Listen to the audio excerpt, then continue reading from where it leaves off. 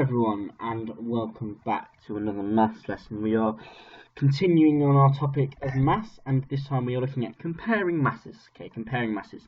So we have some apples here that weigh 1,469 grams, and we have oranges here that weigh 1 kilogram and 497 grams. And we need to find out which of these fruits has the greatest mass. So the first thing we're going to do is convert them so that they are in the same units, because yes, this is kilograms and grams, and this is just grams. So what I'm going to do is I'm going to convert this one into kilograms and grams, and so I know that there are 1 kilogram, there's 1 kilogram and 469 grams. So now it makes it a lot easier to compare, When we're comparing masses, the first thing we're going to look at is, does either of them have a bit larger amount of kilograms, and we can see here that both amount has exactly the same amount of kilograms. So what we do is we move next onto the grams, and 469 and 497. So we look at the hundreds column, and they're both 4, so they're exactly the same. So then we move to the tens column, and there are 9 tens in this one, and there are 6 tens in this one, meaning that the box of oranges weighs more than the box of apples. So the box of oranges has the greatest mass. And now the next question is, we also have a box of strawberries. Now the box of strawberries weighs more than a box of oranges, but less than a box of apples. So how much could the strawberries weigh? What could the mass of the strawberries be?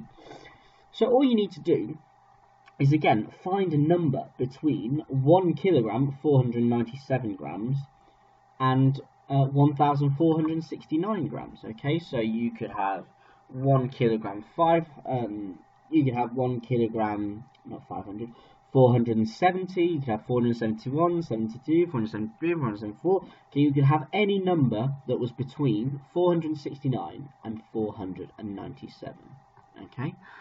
So let's get on to some questions. Now, Max weighs some more items from the shop. Compare the amounts using the greater than, the less than, or the equal sign. Let's just remember, if we have our mouth facing this way, remember it always eats the bigger number, So if I had 8 here, it could be any number smaller than 8 on this side. So have a go at these questions. Pause the video and have a go. So hopefully you've all had a go at that, and we are going to get on. So first we have 1 kilogram, 456 grams, and we have 1,500 grams, and so we know that 1,500 grams is bigger, so it should go that way. 1,211 grams and 1 kilogram, 215 grams. 215 is bigger than 211, and they both have 1 kilogram in. So again, the greater than sign is facing this way. Then we have 1,090 grams, and we have 1 kilogram and 9 grams.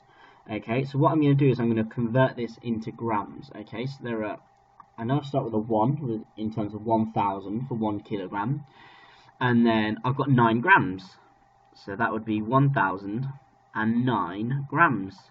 And so therefore we can see that 1,090 is going to be bigger than 1,009, so our greater than sign goes that way. And then finally we've got 2 kilograms, 211 grams, and then we've got 2 kilograms, 210 grams, and we all know that 211 is bigger than 210, and so our greater than sign goes this way. So well done to you if you got those correct. And final question before you get on to your questions in the book. So order these weights from the lightest to the heaviest. So order these weights from the lightest to the heaviest. So pause the video and put them in order. Off you go. So hopefully you've all had a go at that. Now remember, starting off with the lightest, and what I'm going to do is I'm going to put all of these into exactly the same units. So I'm going to put them all into grams. So 1 kilogram and 91 grams will be 1,091 grams, and then 1 kilogram 900 grams will be 1,900 grams, And so therefore this makes it a lot easier to put them in order. Now I know that 754 is going to be the lightest because it's the only one that doesn't have 1,000 in it. Okay, so now I know the rest of them are all thousands. Okay, they all have at least 1,000 in it. So I look at the hundreds column next. Okay, and I see that there are 2 with 0. Okay, so I need to figure out which one is the next heaviest, and they both have 9 tens. But 1098 has 8 ones, and this one has 0 ones. So 1090 grams is going to go next,